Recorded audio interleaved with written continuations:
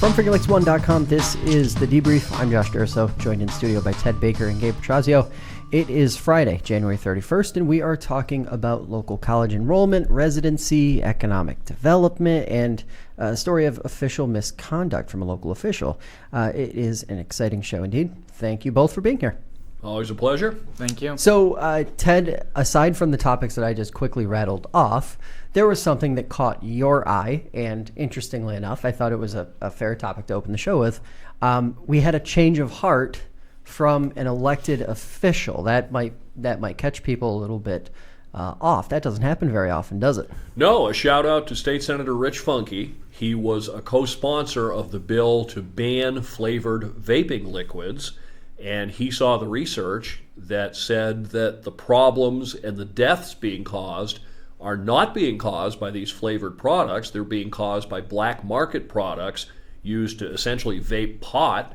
And he said, I'm going to take my name off of that bill as a sponsor. And I think it goes back to a topic we talk about a lot on this podcast, which is sort of the crisis of the day versus taking the overall look at things. But it's sadly pretty rare that we see elected officials study a problem carefully and come to the realization that his position was wrong and admit it and change it. So salute to Senator Funke. For me, I think the interesting part about that is that throughout the coverage of this, and I don't want to say necessarily coverage, but the messaging from Albany on this hasn't really shifted, despite the fact that it seems to be pretty clear now that most of the issues related to vaping are connected to the fact that these are black market products. These are not the products that are coming from major companies and the ones who are putting the most out from within the industry. So I am curious to see if this leads to a little bit of a change. Obviously,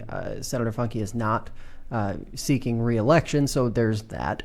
But there's definitely that. It seems like, and even when I was a little bit intrigued by I think it was a couple weeks ago, the governor's office announced that a woman from Ontario County had actually died from a vaping-related illness. And I thought it was interesting because it didn't seem that when that story went out that it hit quite the same as some of the earlier stories about vaping-related illnesses. So it makes me wonder if, and of course it could be fatigue on that topic, but it also makes me wonder if the thought process from the average taxpayer, from the average resident, might be shifting a little bit too. Yeah, I don't think people are paying as much attention to it. It's kind of old news, and they've moved on to other things. But I think the other thing is at the state level, the decision's been made. Mm-hmm. And that's my problem with it.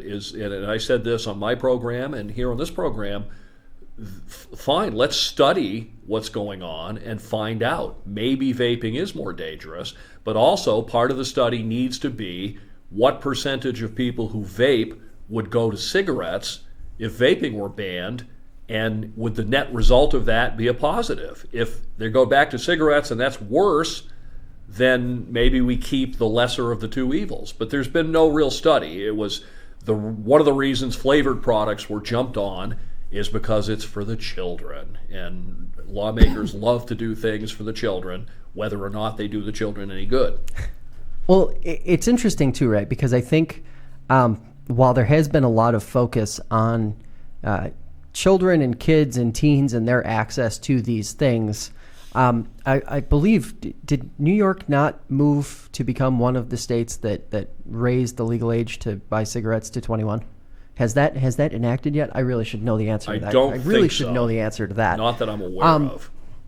But it's part of this campaign is that they have made so many strides in terms of curbing cigarette use that it seems like that energy is now getting turned onto vaping. And I really would caution those folks, because I don't know that if they sort of stepped away a little bit from the fighting cigarette use, that we wouldn't sort of see a return, like you said, in kind of like an increase in those numbers, which have, I believe, historically been on the downward trend for something like 20-ish or more than 20 years. Progress, of course. Legislatively, do you think the state will be able to push forward any kind of permanent ban, not just sort of executive order style, which obviously Cuomo has pushed last year? Do you think any permanent legislation will come out of this session now on the vaping topic?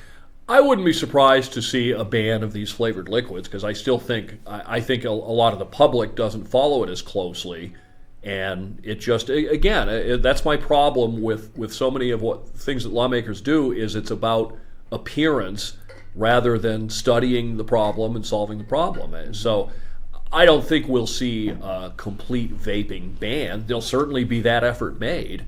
Right. I know we don't have time to get into this in detail, but I'd like to at a future point. Kind of a related topic, there's also a bill that's going to be introduced to lower the blood alcohol content from 0.08 to 0.05. That actually, so let's quickly hit that, because I did get a question. We had gotten a bunch of questions over the last 2 weeks from listeners and readers who were curious about the viability of that, because that's nothing new. So let's just quickly go around the room. Lowering the legal limit, the legal BAC for driving while intoxicated from 0.08 to 0.05. It has been debated before. It has been, I believe, since around 2013. I think at least 3 or 4 times it's been introduced and has not come out of committee. Okay, so question number 1 is, do we think that is possible to make it through? It's always possible. I don't think it will, but the push will continue, and it's just all part of a larger effort. We discussed this at length in my show. Either 0.08 is impaired, or 0.05 is, or point something is, but let's decide once and for all. And that's my complaint, is that this is being more done by pressure politics than, again, studying the issue. Let's determine what the point of impairment is and set the limit there, and then that should be that for all time. And I believe there's only one state in the U.S. that has 0.05 as the limit. I think it's Utah. I don't remember, but I believe there is one other state that's gone to 05. I'm pretty sure it's Utah. And the interesting thing about that, I think, is the timing. So this story popped this week, literally I want to say like 24 hours after a wine and grape industry story popped. And it basically outlined, and you can find it right on our homepage right now on fingerlakes1.com. It outlined the economic impact of the wine and grape industry, and we're talking billions and billions. Something like an annual impact of like $6.5 billion. Right. Tons of jobs, tons of wages being paid through those jobs. Like the force that the craft beer and wine and cider and grape industry has had on New York State, I cannot imagine how any of those folks would allow this kind of legislation to make it through without really good science supporting it. And I think when we've talked about this before on the show, we always come back to there needs to be science behind a decision like this, and it typically is advocacy and politics rather than being that. Right. I made the prediction earlier that if 0.05 is ever enacted into law, there will shortly afterward be a push for something lower. It'll be 0.03 and eventually be 0, because that's really what all this comes down to, is there are people who would like to regulate what the rest of us do. And that is a fair way of putting it. And that's where we'll wrap that for now. Obviously, we'll go more in depth on this in another episode. But getting into our topics for the week, we're starting things off with a story about college enrollment. About 2 weeks ago, it was reported that community colleges in the region in upstate New York have seen significant enrollment declines, basically between 19 and 60% over the last decade. No community college has seen an increase. There's an interesting note. And here's a quick look at how the declines broke down. FLCC in Canandaigua saw a decline of 19%. Cayuga Community College in Auburn saw a decline of 22%. GCC saw a decline of 29%. MCC in Rochester saw a decline of 39%. And TC3, I'm not even sure how the hell this happened, but TC3 over the last decade has seen a decline of 60%. And that's coming from a guy who went to TC3 back in the 2009 to 2011 timeframe. It is remarkable to see these declines, but I guess the question is that I have for you guys, and since you and I, Ted, talked about this morning on your show. We'll start with the college student.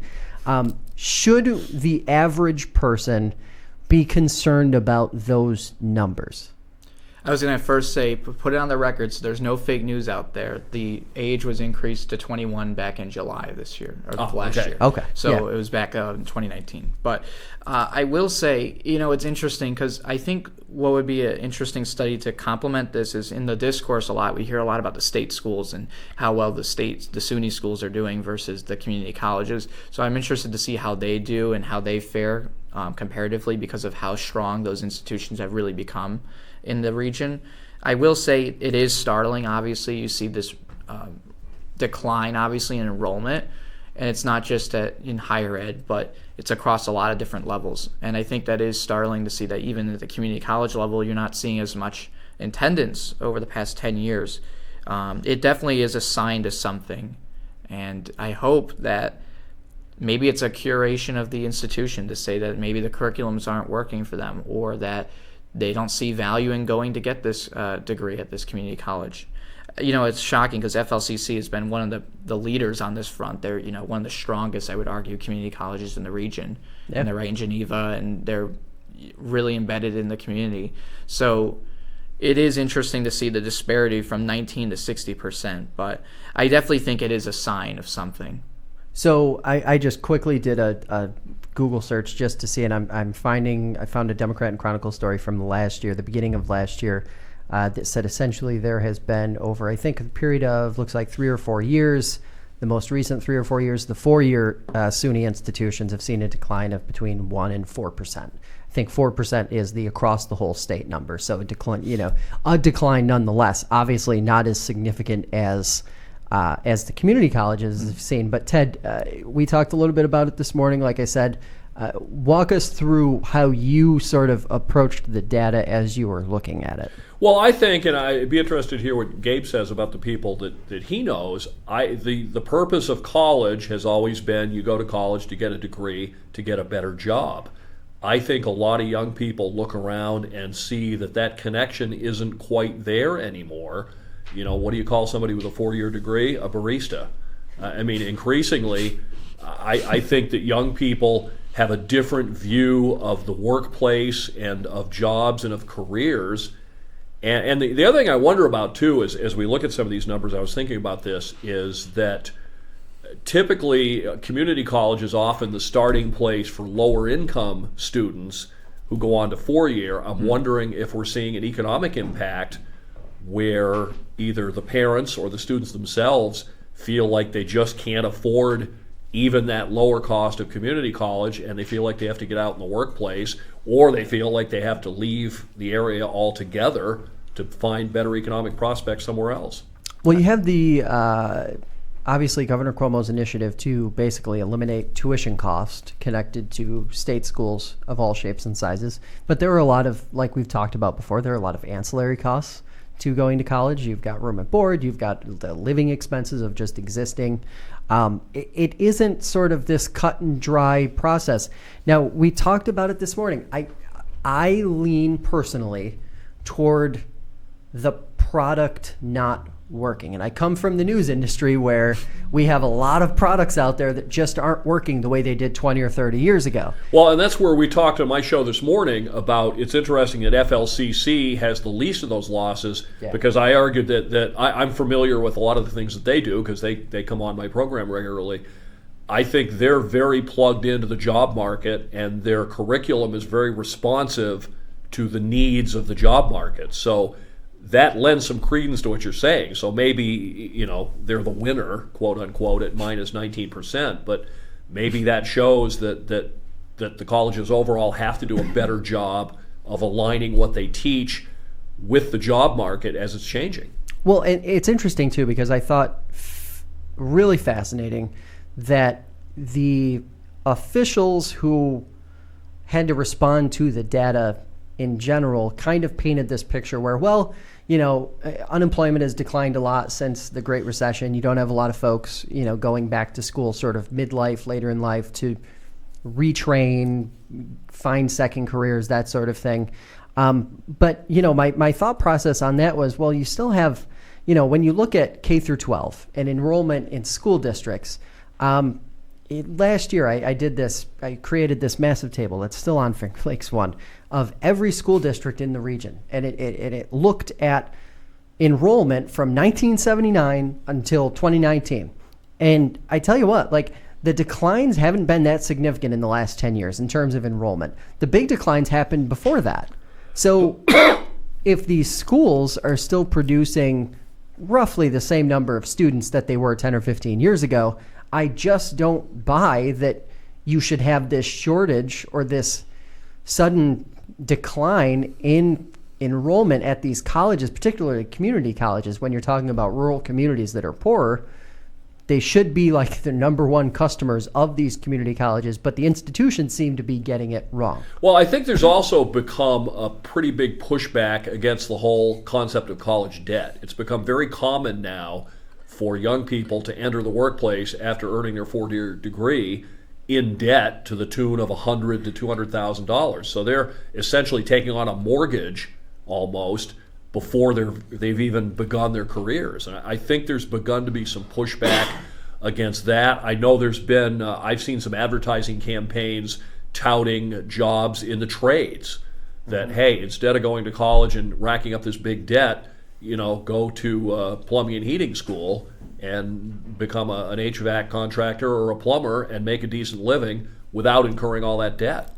Now, somebody asked me, could this be a reflection of businesses and companies doing more in-house training to find the right person or to train the right person into the role that they want them to be, rather than just going and getting a generic 2 or 4 year degree and then going into something that's entirely unrelated to the degree that you sought? Those seem like awfully steep declines for that to be a factor. I mean, if we were talking 2 or 3% maybe, but when you see TC3 off 60%, that's huge. That gets your attention. Mm-hmm.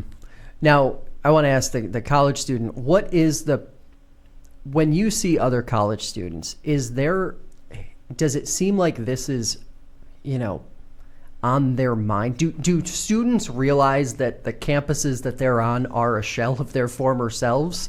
Or is this something that once the students get into the institution, it's not really thought about much until they're maybe an alum and they're looking back at the college compared to what it was in years past? Yeah, that's a good point. I'd say, for some people, it seems like, you go to school, you take your classes, and you're trying to put the big picture together, right? And then some people are really driven to figure out what their career prospects are like and actually using alumni services and things of that sort. So there's a very unique or select group of people in that demographic, let's say. So I think in that sense, it's not as reflexive, I feel like, because especially when you're in the moment. When you're in the moment, you're just trying to get by, you're just trying to succeed in the classes and do what you're told. It's different than to be more aspirational in your goals and figure out what you want, per se, even whether you're at a private institution, a state institution, or a community college. But I think something that's really important that Ted brought up was the fact that, right, population and geography. I think that with New York State and the amount of people who fled New York State in the past year as the number one state for people moving out, I think that definitely impacts the rural communities that we're talking about and who we're talking about that would actually take advantage of these community colleges. I think that that's a really big factor when you're considering who's coming in, who's coming out, and are we replacing those populations at all? That would be an interesting way to see if the corridors are changing, if there's enough people coming in. And you think most people are going downstate, right? They're going to New York City. They're going to stay in that, Westchester County region. But let's see how many of them are actually perpetuating up to, upstate New York and the Finger Lakes up here with us. I feel like that's very minimal at best when you consider that flow. Yeah, and I think the other part of it, too, is something we've talked about a lot on this show is there is not only a movement out of New York State, but there's also a movement toward the Rochesters, Buffaloes, Syracuses, and et cetera, et cetera, et cetera. And the more rural parts of upstate New York are becoming less and less filled with people. So when I started thinking about this after I got through the numbers and after I got through the issue that obviously colleges of all shapes and sizes are starting to face. And I started thinking about what I've listened to folks in public education, in K through 12, talk about as priorities for them. There's this movement away from the traditional high school experience, we'll say, and there's starting to be more of a focus on kind of tailoring that experience in New York State for the student. And I'm curious now if all of this is kind of creating a perfect storm where in the next, say, 5 to 10 years, we're going to see even more integration between these community colleges and high schools, because neither system seems to be working optimally at this point. So could we get to a point, and I'll throw this out as the question, do you think we could get to a point where community colleges sort of act like high school extensions and sort of like career transition or like transitional institutions rather than just being institutions of higher education?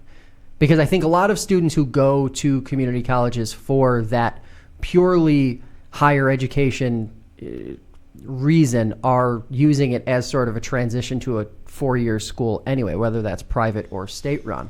So I'm curious if we think there could be more integration between those and sort of see a scenario where 13th and 14th grade become a thing. Well, I think it's almost that now to a certain degree. I think a big issue is just going to be the cost. And again, I understand community college. Is that a way to costs share lower. the cost burden though too at some point? Well, it maybe could be, because I think that's what we're seeing. Community colleges are the starting ground very often for this rural population of young people not high up on the socioeconomic scale. Here's my chance. I can get 2 years here, then I can transfer to a 4-year. And I think more and more parents and kids are looking down the line and saying, why do I want to come out of college $100,000 in debt with no real guarantee that there's going to be a job? I think it's all just part of the larger piece that you and I have talked about for months and months and months about the direction that especially rural upstate New York is going and is going to continue in over the next 10 or 20 years or more. Couple questions for the college kid. You're a senior. Are you seeing or hearing any concern about what's next from your peers, from those who might be juniors or seniors, or kind of looking at, they're toward the end of their undergrad and they need to start figuring out what's next? Is there a vocalized concern that you're hearing from different people or different pockets of that community? You mean I'm dealing with that now, even myself. I feel those anxieties. I think we all do, in more or less. Sometimes people show it more. I will say, when you don't know essentially where you're going and you don't have that formal path, it's not like when you're told to go to high school, right? You're supposed to go through K through 12.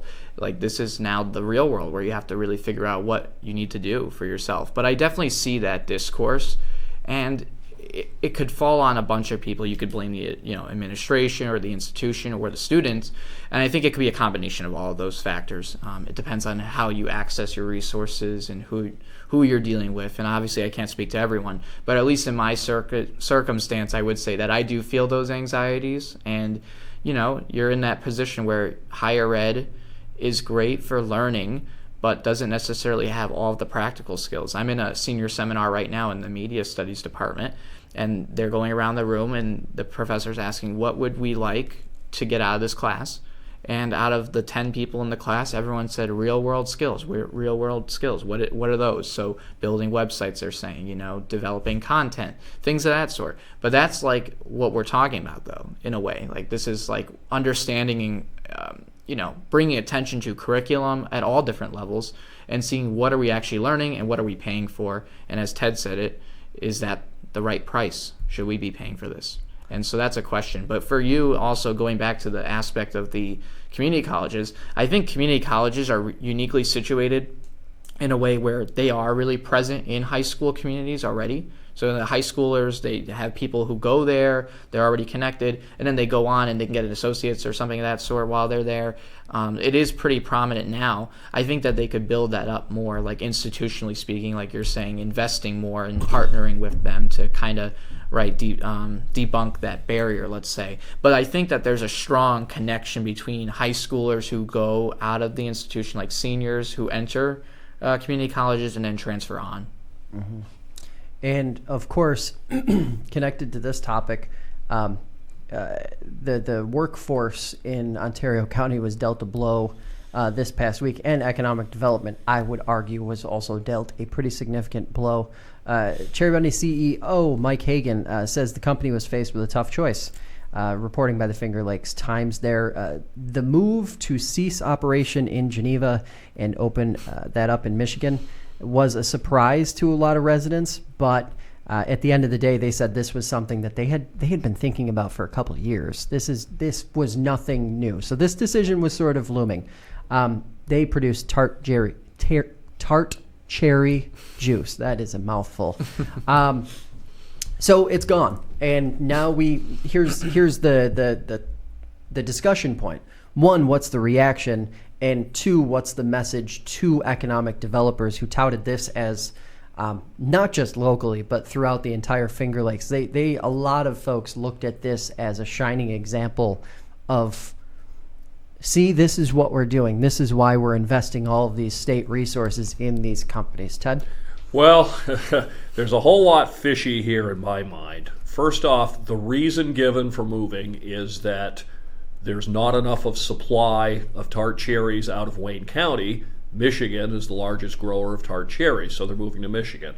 So my first question is, you didn't know that when you started the company? I mean, the relative growth rates of cherries hasn't changed that much over the years. So, I mean, they had to have known that. Secondly, was there any effort to reach out to growers around here? If I'm a farmer in Wayne County and a company comes to me and says, if you'll plant cherries, I'll buy them all up, guess what? I'm planting cherries. Now, I know there's a delay of years from the time you plant a cherry tree to it yields. Right. But point still being, if you have this demand, why not see if you can find a supply for it in the local market?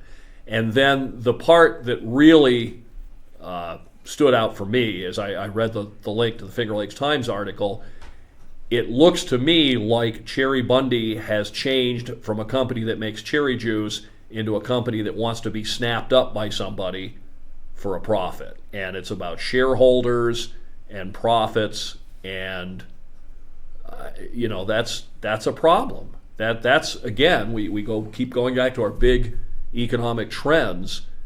A generation or two ago, companies were pillars of their community, and they cared about their community, and they cared about their workforce. And sorry, but Cheribundi doesn't seem to be any of those things. As soon as they saw more money somewhere else, they're out the door. And then what I haven't seen, and we'll get into this further, is exactly what benefits and what tax breaks and things did they receive from New York State, only to say, see ya, we're off to Michigan. Gabe? You know, I look at it from the city perspective and the city government, because it's kind of baffling to me that, like, Mark Venuti comes out and says, hey, this is unfortunate that this is the case, that this is happening. We hate to see him go. And then, like you said, and he comes out and says, oh, no, we've been looking at this for years now. So, I think it's interesting to see that there's not as much dialogue as you may think there would be, right, for a major company being in your backyard.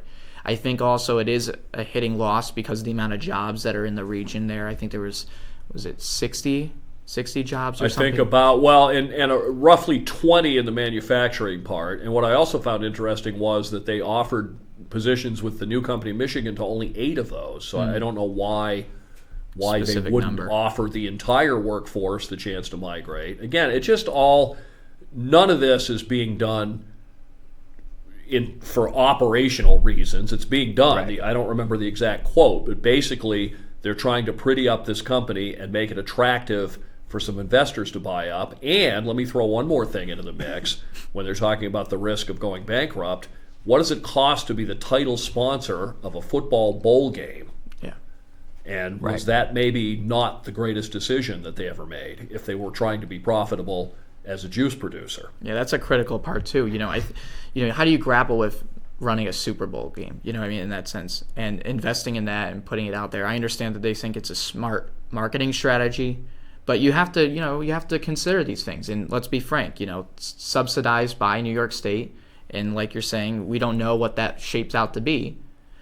But that's a lot of money we're talking to sponsor a game of some sort, of any sort. Yeah, I don't know what the fee is, but I would imagine that's got to be upper 6 to 7 figures probably to be the title sponsor of a bowl game. So, and I think they've done it now for, I don't know if this was the first year or if they've done it the year before.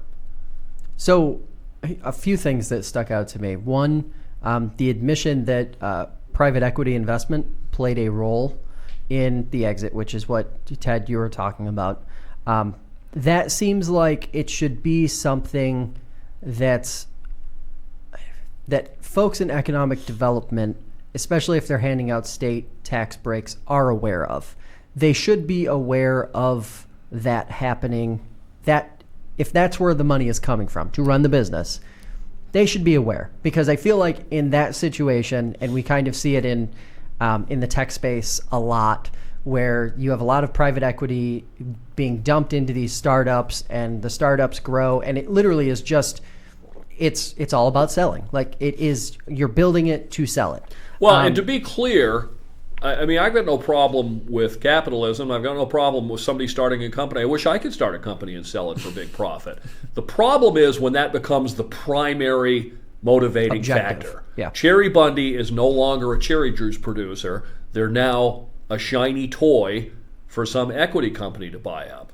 So you mentioned something that tripped off of an issue that I feel like we see a lot in economic development. This debunks the idea, the myth, I guess, that if you build it, more will come, right? Because if that were the case, we would have seen cherry trees popping up all over the place, cherry orchards, you do left and right. Didn't happen. The other thing is, it's interesting, right? Because if you go back and you read through all of the press releases over the years that have come out about this company, it was touted as this grassroots small business that grew into a national player. And it's interesting because it's almost like you're paying for the training, or you're paying for the setup fees so that someone else can benefit. Right. You have to kind of wonder now, all these other incubators over at that technology farm, are they going to use New York State's resources and then take off to go somewhere else? And I think the other thing, when you talk about it from the economic development standpoint, and I know some of these people involved, and I like them, I think they're good people, but throwing resources at producers doesn't work. What drives the economy is consumer spending.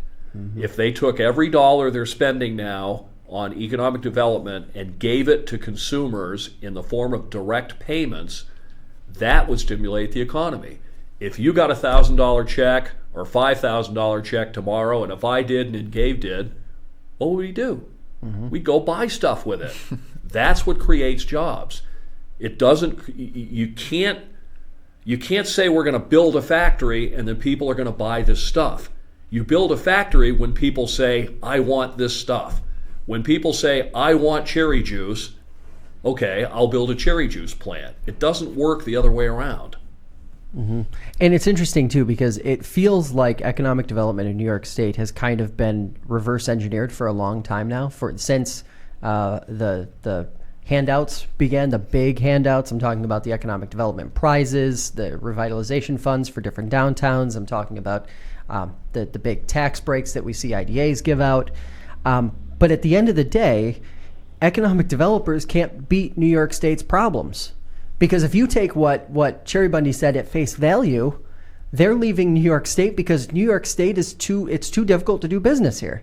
So if you're taking them at their word, then all of the economic development investment in the world from New York State, all the millions handed out to the Finger Lakes, the Southern Tier, Western New York, it's not going to beat the fact, it's not going to eliminate the fact that when all of those funds are gone, and if the business has survived, doing business in New York State, in a lot of cases, just isn't the best business decision, or it's just straight up impossible. Well, and beyond anything specific to New York is you have to have a demand for the product. Look at photonics.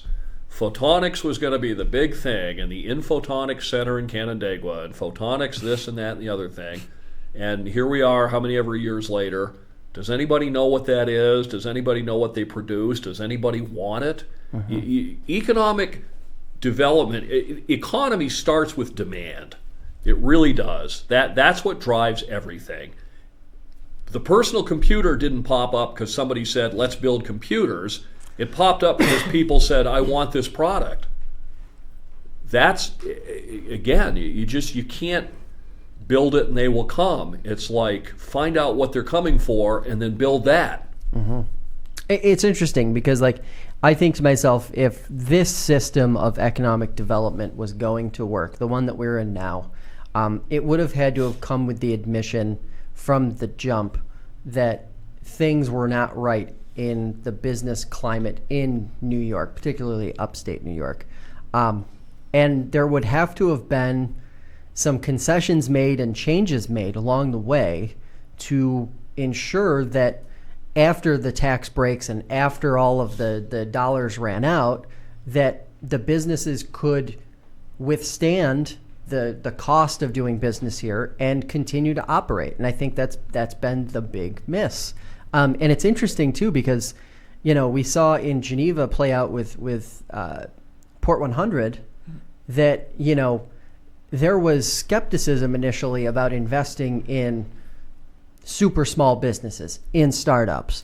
But clearly, that's where economic development funds should be going, is with the small businesses, the sole proprietorships, the actual small businesses. Right, and we've discussed this before and will continue to. The problem is if you're in the economic development business, you need success stories. And I've said this a million times, company adds 200 jobs is a big headline. 200 companies add 1 job apiece doesn't get you a big headline, and it doesn't make you look like a success. But at the end of the day, it's those small companies where growth comes from. It's not chasing after the big hit, and that's the way they seem to want to do it. Let's get that big announcement where somebody comes in and promises 500 jobs, and of course when we check back 5 years later, it's 72 instead of 500. So it'll be interesting to see if there's any kind of change in the approach. Will there be any sort of clauses put in going forward where, okay, if we're going to give you this support, we expect you to stay in New York for 5 years? I mean, that's part of some of these tuition deals and things are predicated on, you stay and you work in the state for X number of years. I mean, I got a Sunny Mae loan when I bought my first home, and I had to keep it for a certain amount of time. I couldn't use the state of New York's funds to buy the house and then turn around and sell it a year later. So maybe that needs to be taken into account where we say, okay, if we're going to lift you up and get you on your feet and turn you into a multi-million-dollar company someday, then you need to pledge to stay in New York for X number of years, or you need to pay a penalty. You want to go to Michigan? Fine. Okay, can we have our $1 million back that we gave you? Or whatever it was. I don't know the figure. I would argue that it needs to go further. I think because when you look at this, I don't foresee anyone going into that space anytime soon once Cheribundi is gone.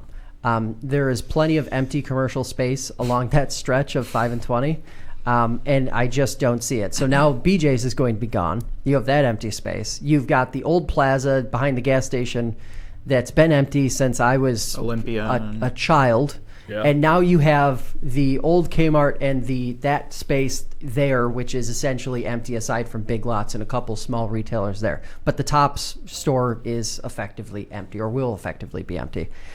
It takes years. Like, it takes years and years and years for these communities to recover. So, like, even putting a 5-year, if you're going to get state money, if you're going to get state economic development money, the clause should be closer to 20 years. Because I've been on this earth for 30 years and I haven't seen a damn thing change in that plaza across the street from Tops. And of course, the problem with that is if you put this clause in, this penalty clause saying if you leave early you owe us, some other state won't, and they'll go there instead. That's the other part of the economic development picture, is the race to the bottom to see who can throw the most benefits. I remember famously when Amazon wanted to come to New York City, yeah. and the city refused to grant them the tax breaks, a lot of people got very upset, and then it turned out Amazon wound up locating there anyway because they really wanted to be there. So in this case, they were giving them incentives to do something they really already wanted to do anyway. Yeah, it's this, and I think it could be remedied by seeing more investment in the small players in the business community rather than investing it in the big out-of-staters or whatever the case may be. Anyway, moving on. We'll talk more about that in the coming weeks, I am certain. So a pair of official misconduct stories that we've been talking about and sort of covering over the last couple months. Obviously, the most recent one is the one involving the Owasco Highway Superintendent. If you want to read more about that, I linked it in the story, so just scroll down after we're done here, click on it, and you'll be able to see all the things you need to see about that. The charges against him will be dismissed, according to the Auburn Citizen. They reported that he will have to pay about $650 in restitution and stay out of trouble. But this isn't the only official misconduct story, Ted, that we have obviously been talking about. There's a pretty significant one here in Seneca County that I think is worth mentioning as well. Former County Manager John Shepard and former Finance Director Brandy Deeds. So they are both, from their prior roles with Seneca, are facing a variety of charges. Deeds is facing, I think, about 9 or 10 felony counts, and Shepard is facing a single count of official misconduct, which is a misdemeanor, to be fair. I don't want to talk about the individual cases. What I want to talk about is how these things tend to be handled, or the way they seem to be handled, and the outcomes that we tend to see attached to them. To the casual viewer who maybe just tuned in and out of this Owasco story, the initial report indicated that there was more than $1,000 lost in some way, shape, or form, plus maybe manpower, things like that. He's going to have to pay back $650. In the case of Seneca County, you have tens of thousands of dollars which had to be spent, and maybe that I might be misspeaking. That number might actually be over $100,000. I'll have to get that ironed out. For audits and follow-up from mismanagement in the finance department between the 2016 and 2018 timeframe. So, with that being said, and that's a case that's, both of those cases are still sort of in the hold-off period. How does it feel, you think, to the average reader, listener, taxpayer when they see that these cases appear to get taken a lot less seriously, even though if you care about good government, they're pretty damn important? Well, and it's like Jackie would say if she were here, there tends to be, government gets very insular and everyone knows each other, and there tends to be, it goes back to, again, one of our themes, criminal justice in general, that if you're kind of a white-collar professional who commits an offense, you get treated differently than if you're at the bottom of the socioeconomic ladder. One of the difficult things is always in punishment, how much do you take somebody's record and account? In the case of the Owasco Highway Superintendent, I don't know the individual, $600, $1,000 in the grand scheme of things is pretty penny ante. If he's done a good job in his position, he screwed up, make him pay it back, fine him, do whatever, I can understand that. The Seneca County case is a lot bigger than that. But the general thing on the other side of the coin is that when you're put into these positions, it's a public responsibility. And probably violating that should be taken pretty seriously. We really don't want people running around in government with their hands in the till taking money out. Well, and that's the thing too. Like, I think more than anything else, and Gabe, you can sort of jump in here in a second and give us what you think about this situation. But like, to me, there are so many different things that are weighing against government and so many different things that are eroding trust in government.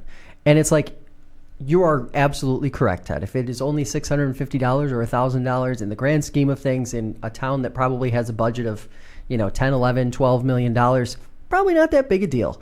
That said, to the casual taxpayer, they're going to say, well, that's what he got caught doing. Just imagine what he didn't get caught doing.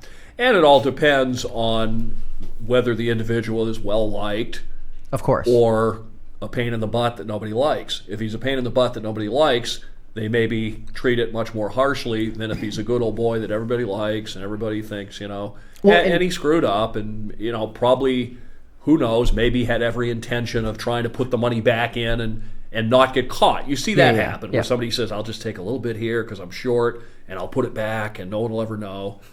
I don't know if that's the case here or not. And I think part of it, too, is this idea, right, that if government is working that way, where that sort of in and out can happen, it paints another grim picture to the average taxpayer who's like, oh, what's really going on with my tax dollars? Seriously, like what is this?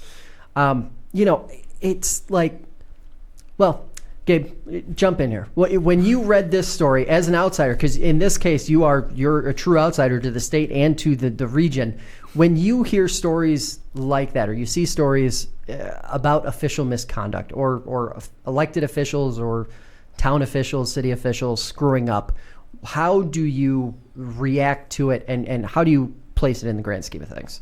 Yeah, for me, I think it goes back to the core of this is that, right, it's a community issue and that the community actors are the ones who can hold them accountable. And in that sense, the people who live in that community, if they want to, deem that the Owasco highway superintendent should be punished more, so be it then. And that needs to be a choice by the public in that public sphere. It can't be done in an executive meeting or session or something of that sort, but they need to make a choice and say, do we support this? Do we condone this action or not? Even symbolically speaking, I think it's really important that they do show that, because then, as you were saying, taxpayers say, oh, they won, more corruption in local city government. Yeah. So I think that's really important to contextualize in that relationship.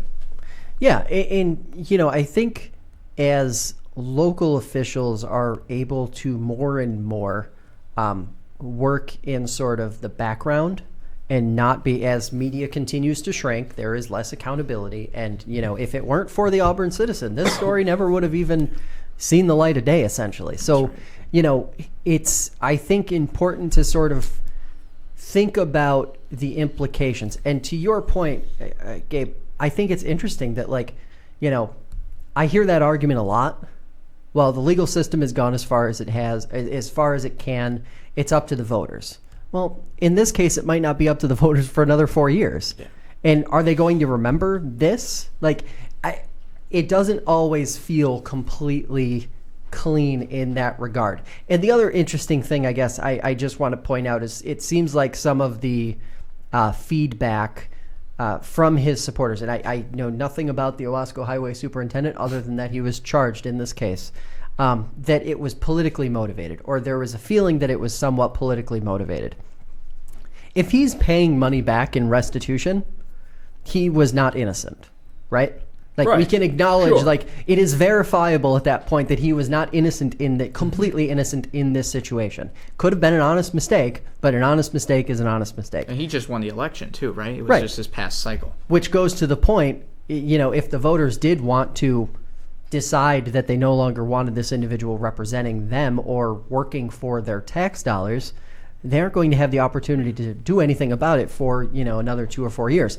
That said, highway superintendents, and maybe this is just a reflection of how poorly elected officials in general are viewed in this very polarized time.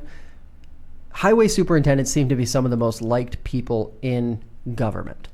They're oftentimes the everyman. They're the hard workers. They're the ones who are doing the work that literally keeps the lights on. Right. It's the guy who'll come around and fix your pickup truck if it breaks down because he knows how. So, and I think that if there was something, because I can't recall the exact circumstances, but there was another interesting kind of conflict of interest story a couple of years ago in Cayuga County, and I want to say it was between Montezuma and maybe one other community, where there was this perpetuation that, he was somehow operating on the sort of edges of what was legal, but at the end of the day, it didn't really seem like in that case the town had the right rules in place so that it wouldn't happen again, or that it couldn't happen to start with. But these people, like the way I look at it, and the reason why I mention that is because, a lot of these elected officials need to be appropriately compensated so that they aren't seeking out these extracurriculars that they shouldn't be. And Jackie Augustine would argue with me until I ran out of breath on this topic. But, what do we expect? I compare it to, I'll use Geneva as an example. Members of city council make something, I think, like $4,000 a year. They get like a $4,000 stipend. One, you're always going to have people who are barely half invested if that's all they're getting, because that's just reality. And two, if the expectation is that you also at the same time go above and beyond for your community, you're going to have to find a way to supplement your income or have another job or do something, and you're just inviting this situation to seemingly play out over and over again, where we say, oh, there's another corrupt elected official. Well, yeah, because they aren't compensated. They aren't employees. You can't hold someone who's not compensated accountable. I hate to say it, but that's like reality.